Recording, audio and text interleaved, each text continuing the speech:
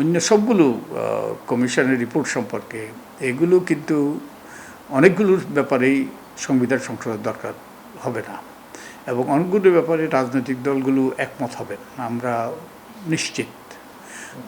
এবং অনেকগুলোই দরকার যে সুষ্ঠু নিরপেক্ষ নির্বাচনের জন্য, এবং প্রশাসনকে গণমুখী করা, মানুষের কল্যাণে অনেকগুলো সংস্কার করা দরকার। তো এগুলো সরকার করে ফেলতে পারে, হয় অধ্যাদেশের মাধ্যমে কিংবা নির্বাহী আদেশের মাধ্যমে। কিন্তু যে সংবিধান সংক্রান্ত কতগুলো সুপারিশ আছে এবং নির্বাচন সংক্রান্ত কতগুলো সুপারিশ আছে যেগুলোতে সংবিধান সংশোধন লাগবে, যেগুলোর জন্য সংসদ কিংবা গণপরিষদ কিংবা যেভাবে তারা করতে চায়, এটা রাজনৈতিক দলের সিদ্ধান্ত, তারা কিভাবে করবে, এটা বাস্তবায়ন করবে।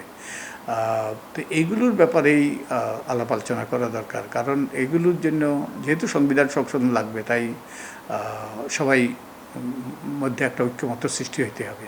তো এই জন্যে এগুলো আলোচনায় বেশি আসছে। আমরা রাজনৈতিক দলের সাথে যখন কথা বলেছি তখন অনেকেই বলেছে তারা ছাড় দিতে প্রস্তুত, তারা একটা ঐক্যমত্যে পৌঁছার জন্য তারা দরকার হলে এখন যে অবস্থার তারা যেই সিদ্ধান্ত নিয়েছে সেই সিদ্ধান্ত থেকে তারা সরে আসতে প্রস্তুত। তো আমি আশাবাদী যে আমরা আশা করি যে জুলাই মাসের মধ্যে আমরা এরকম একটা ঐক্যমত্যে পৌঁছতে পারব। আমাদের সামনে কিন্তু স্যার ইতিহাস আছে যে 111 সরকারের পরে যে 2 বছর সরকার ছিল তখন আলোচনা হয়েছিল, ফলপ্রসূ হয়নি। মানে আমরা চাই আপনাদেরটা ফলপ্রসূ হোক, কিন্তু এটা আশঙ্কা থেকে যায়। একটা পার্থক্য আছে।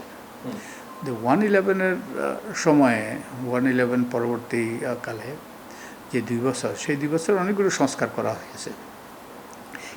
কিছু কিছু নির্বাচনী সংস্কারের ব্যাপারে রাজনৈতিক দলের সাথে আলাপ হয়েছে, কিন্তু অন্যান্য সংস্কারগুলোর ব্যাপারে রাজনৈতিক দলের কোনো সম্পৃক্ততা ছিল না। কালার এক্সপার্ট, জর্জ স্যাপ এবং মাইল্ড অন হ্যান্ডস টেকনোলজি সমৃদ্ধ অরিক্স ক্রিস্টাল ওয়াশ আপনার লন্ড্রি এক্সপার্ট। যে এই জন্যেই আমরা এবার, তারাই সবচেয়ে গুরুত্বপূর্ণ অংশীজন। তো আমরা রাজনৈতিক দলের সাথে আমরা বসবো এবং তাদের মধ্যে ঐক্যমত্য সৃষ্টি হইতে হবে। মূলত বলটা তাদের কোর্টে। আর একই সাথে আমরা নাগরিক সমাজের অন্যান্য ক্ষেত্রের তাদেরও মতামত দেবো, কারণ সংবিধান পরিবর্তনের কথা আমরা বলছি। তো সংবিধানটা কিন্তু জনগণের অভিপ্রায়ের বহিঃপ্রকাশ, উইল অফ দি পিপল। তো তাই জনগণের মতামত গুরুত্বপূর্ণ। তো আমরা আশাবাদী যে আমরা একটা পর্যায়ে একটা অবস্থানে পৌঁছতে পারবো, কতগুলো বিষয় ঐক্যমত্যে পৌঁছতে পারবো, যার ভিত্তিতে একটা জাতীয় সনদ প্রণীত হবে এবং এটা স্বাক্ষরিত হবে এবং এটা বাস্তবায়িত হবে।